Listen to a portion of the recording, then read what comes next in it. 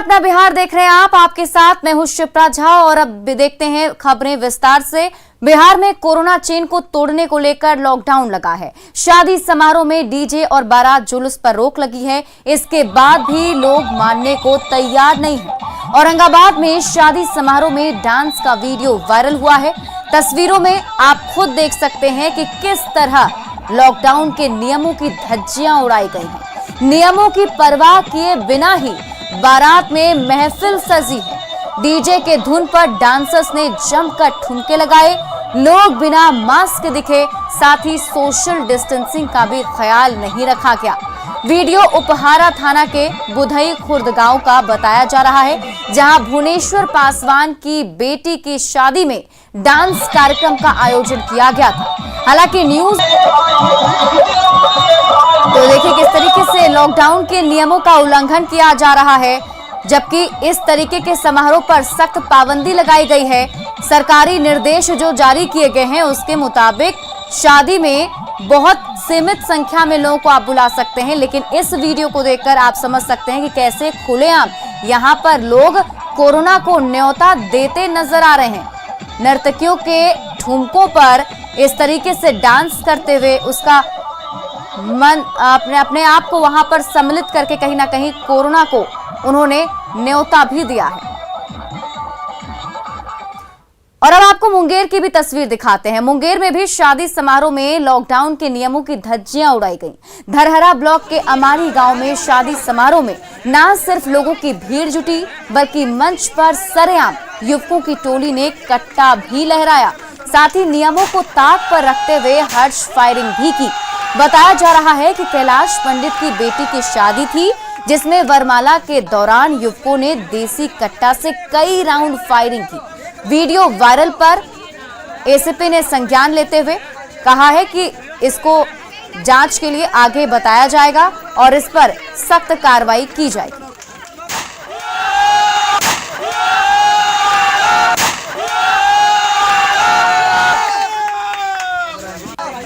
ये धरहरा थाना क्षेत्र का ये वीडियो देखने से ऐसा जानकारी में संज्ञान में आया है।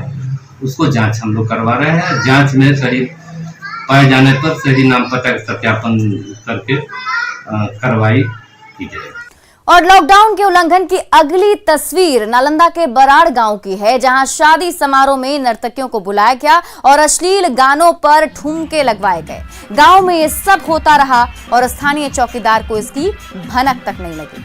अब जब ये वीडियो सोशल मीडिया पर वायरल हो गया है तो पुलिस जांच की बात कर रही है।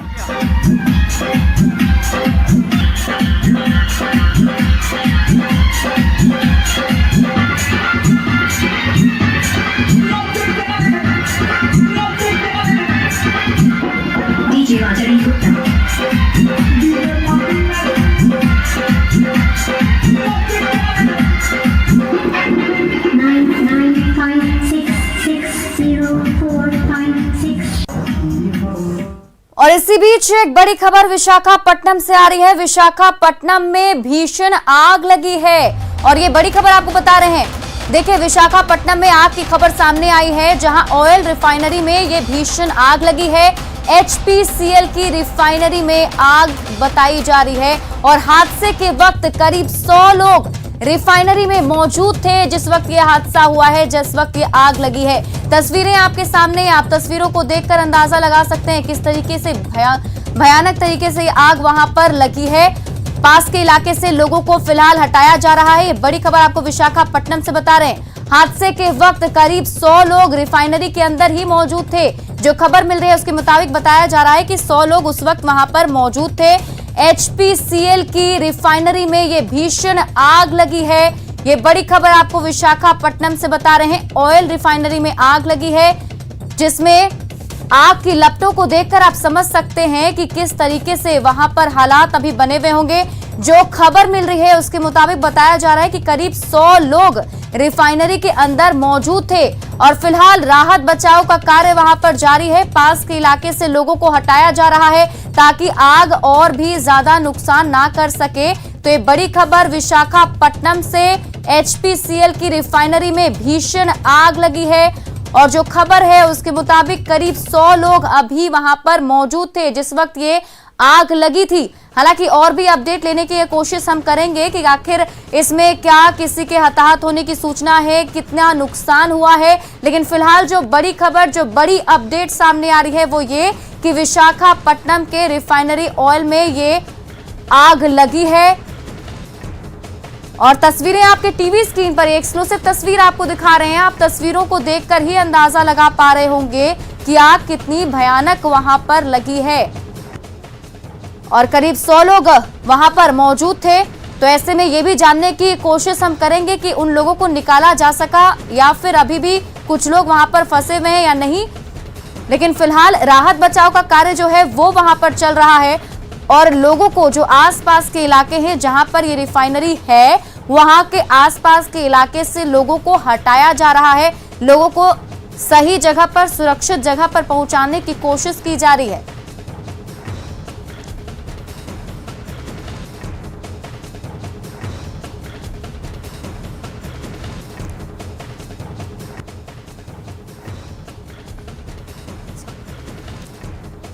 और इस खबर पर अधिक जानकारी के साथ हमारे सहयोगी मोहम्मद एजाक हमारे साथ जुड़ चुके हैं विशाखापट्टनम से।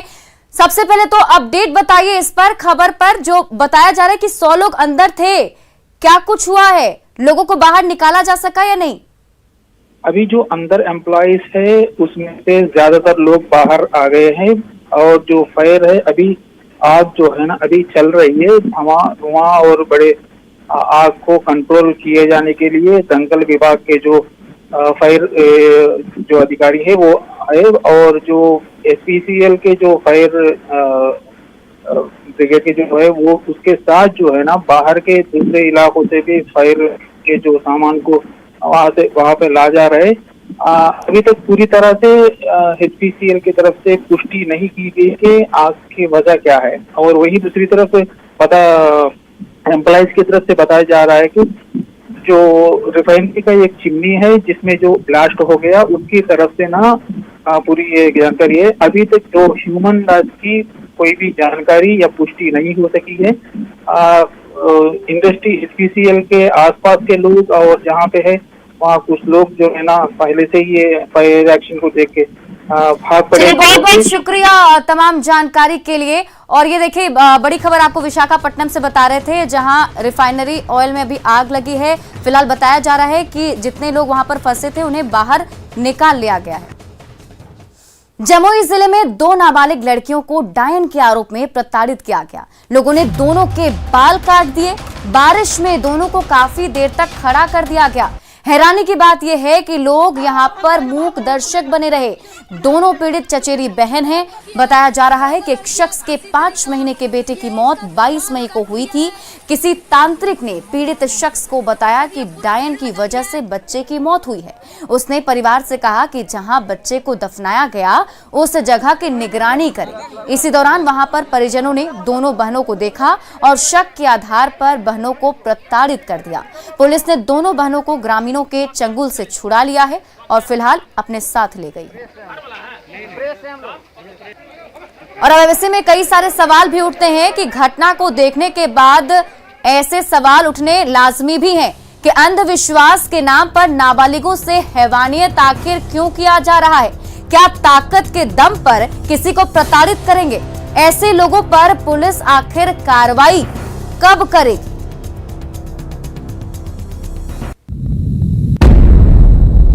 और केंद्रीय मंत्री गिरिराज सिंह ने पूर्णिया के मझुआ गांव की घटना की निंदा की है और कहा है कि पूर्णिया की घटना सेक्युलरिज्म की बात करने वालों के मुंह पर तमाचा है। साथ ही इस मामले में आरजेडी की चुप्पी पर भी गिरिराज सिंह ने सवाल उठाए। केंद्रीय मंत्री ने राज्य सरकार से अपील की कि वो इस मामले की स्पीडी ट्रायल कराएं और जो भी दोषी हैं उसे कड़ी से कड़ी सजा दिलाएं। गिरिराज सिंह ने कहा कि अगर मुसलमानों के साथ इस तरह का अत्याचार होता तो राहुल गांधी जैसे लोग घटनास्थल पर पहुंच जाते। बात करते हैं बीजेपी के वरिष्ठ नेता और केंद्रीय मंत्री गिरिराज सिंह से। गिरिराज जी, पूर्णिया के बायसी में जो घटना घटी है मझुआ गांव में, किस तरह से देखते हैं इस घटना को? कितनी विभत्स घटना है? देखिए, दुर्भाग्य है इस देश के लिए, बिहार के लिए, पूर्णिया के लिए। जिस ढंग से केवल घरों को नहीं जलाया गया, सूचना है कि वहां बलात्कार भी हुआ, बच्चे भी लापता हैं। और जिस ढंग से मीडिया में एक लक्ष्मी कह रही थी आप ही के यहां कि मैं उन्हें सामाजिक के तहत हम उन्हें ससुर के रूप में देखते थे, मैंने सम्मान करते थे, लेकिन इस देश को, बिहार को, बायसी को, पूर्णिया को, किशनगंज में घटना घटी है, सबक लेने की जरूरत है। यह छोटी घटना नहीं है भाई, इसको छोटी घटना ना माने। यह घटना दर्शाता है, आप पीछे जाएं, सीए के समय शर्जील इमाम ने कहा था कि चिकन नेक काट दूंगा। यह चिकन नेक है क्या? पूर्णिया किशनगंज से उठते हुए, बंगाल से उठते हुए आसाम तक जाना, यह भय का वातावरण पैदा करना, और ये उनके मुंह पे एक चमाता है जो सेकुलरिज्म की राजनीति करते हैं, वे जो दलित मुस्लिम का कार्ड खेलते हैं, वे जो मोमबत्ती अगरबत्ती लेकर के ऐसे चीजों पे, आज अगर बायसी में केवल उल्टा हो गया होता कि मुसलमानों के साथ ये दुर्भाग्य से ऐसे अत्याचार होता, तो आज पूरे देश के पॉलिटिकल टूरिज्म करने वाले वहां पहुंच जाते, राहुल जी पहुंच गए होते। उन्नाव में घटना घटी थी, दलित दलित चिल्लाने लगे, ये तो मेहतर जाति का है, मेहतर जाति का, जो समाज में जिसने सबकी सेवा की है, लेकिन राहुल गांधी और कांग्रेस की जुबान चुप है। उन्नाव पर तो पॉलिटिकल टूरिज्म कर दिया, और आज सब लोगों की जुबान बंद है। मैं इससे ज्यादा अभी कुछ बोलने की स्थिति में नहीं हूं। ये बिहार को और देश को ये चेतावनी दे रहा है। मझुआ कांड को लेकर मंत्री जनक राम ने भी पूर्णिया के डीएम और एसपी को पत्र लिखा है और पीड़ितों को पूरी मदद करने को कहा है। उन्होंने कहा कि मामला सामने आने के बाद सीएम ने खुद संज्ञान लिया और अब तक 5 आरोपियों को गिरफ्तार किया जा चुका है। बायसी और मझुआ गांव के महादलित परिवार के साथ जो सांप्रदायिक लोगों ने घटना का अंजाम दिया था, उसमें से अब तक 5 लोगों की गिरफ्तारियां भी हुई है। भारत सरकार के और राज्य सरकार के जो पीड़ित परिवार को मुआवजा देना था वो भी उपलब्ध हो रहा है। वितरित कार्रवाई वहां के जिला पदाधिकारी के द्वारा, आरक्षी अधीक्षक के द्वारा हुई है। वहां के स्थानीय थाना प्रभारी को भी तत्काल प्रभाव से निलंबित करते हुए लाइन हाजिर किया गया है। बांका में हथियारबंद अपराधियों ने जमकर तांडव मचाया है। अपराधियों ने हथियार के दम पर शंकरपुर धर्मकांटा से 11 लाख रुपए लूट लिए। फायरिंग और बमबाजी में धर्मकांटा के 3 कर्मचारी जख्मी हो गए, जिन्हें भागलपुर रेफर किया गया है। बताया जा रहा है कि बीती रात करीब 10 की संख्या में हथियार और बम से लैस अपराधी धर्मकांटा पहुंचे। उन्होंने कैश काउंटर खुलवाने की कोशिश की, लेकिन जब सफल नहीं हुए तो फायरिंग करने लगे। दरवाजे पर बम मारकर वो अंदर घुसे और रुपए से भरे बक्सा लेकर फरार हो गए। लूट की इस घटना का सीसीटीवी फुटेज अब सामने आया है, जो हम आपको दिखा भी रहे हैं। इससे पहले भी शंकरपुर धर्मकांटा पर 2 बार हथियारबंद अपराधियों ने हमला किया था, लेकिन अब तक कोई कार्रवाई नहीं हुई।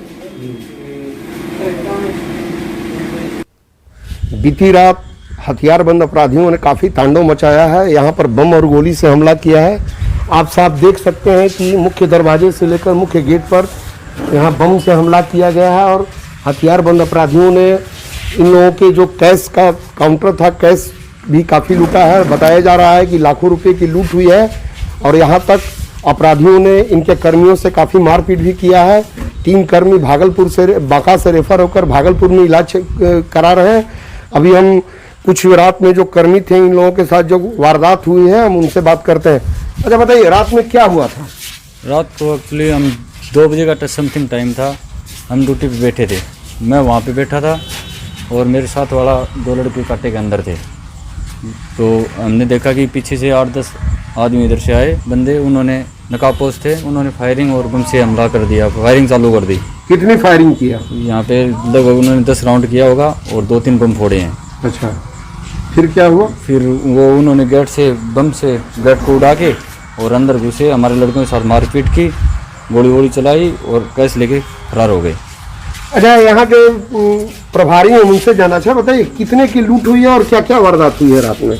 लूट मार तो सर ये है कि जो हमारी क्लोजिंग गाड़ियों की होती है वो 102 गाड़ी करीब क्लोजिंग है और कुछ एडवांस गाड़ी है, उसके अंदर जो एडवांस के अंदर हमारे टोकन जो काट दिए जाते हैं उसकी कुछ अमाउंट है। मतलब एक अंदाजा क्या कितने का लूट हुआ होगा? अंदाजा 10 के 11 करीब 11 से ऊपर ही है।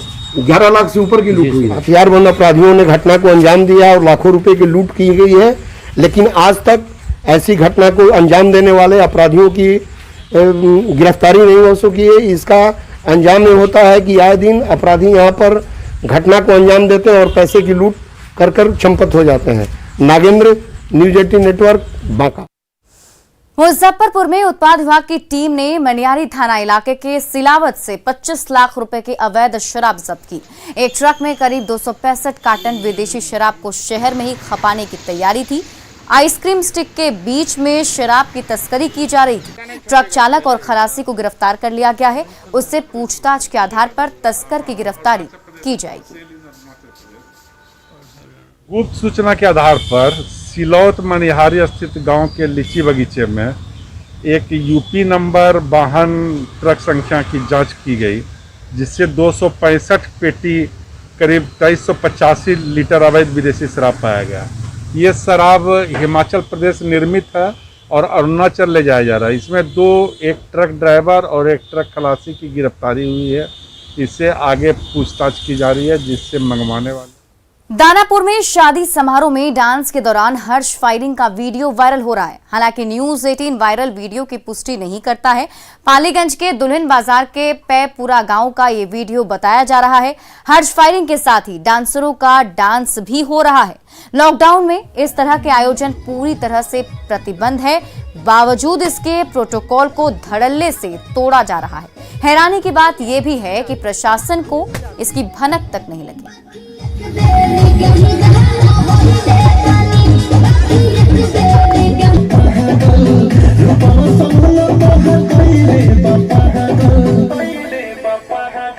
कारी कारी अखियां में काला काला काजल।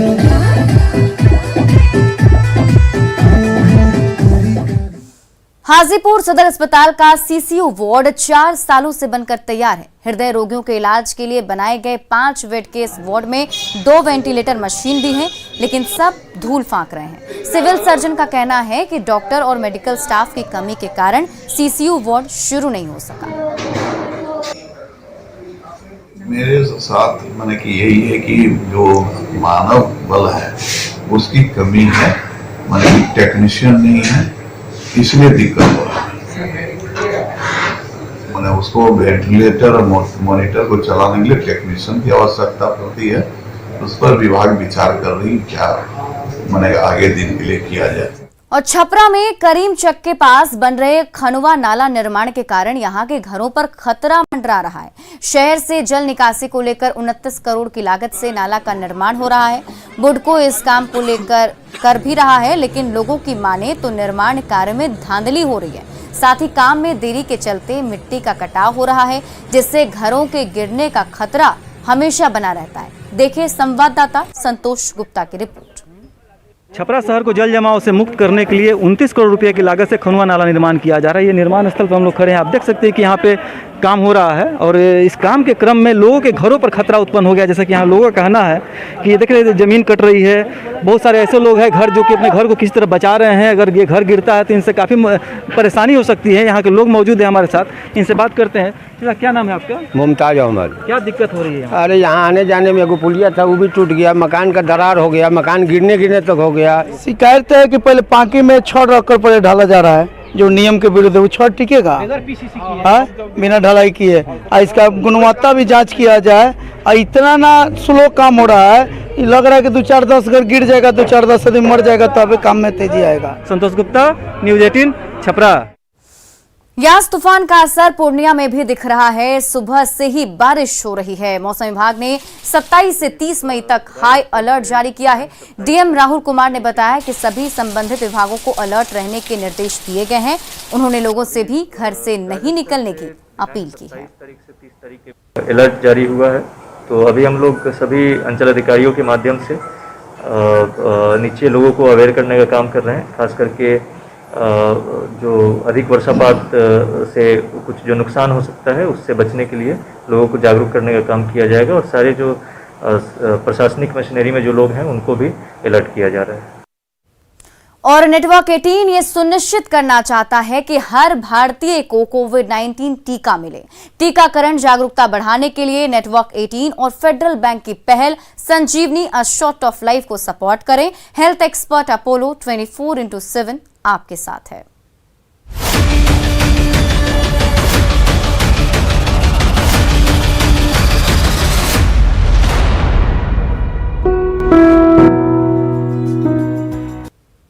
तो फिलहाल इस बुलेटिन में बस इतना ही, लेकिन न्यूज़ 18 बिहार झारखंड पर खबरों का सिलसिला लगातार जारी है।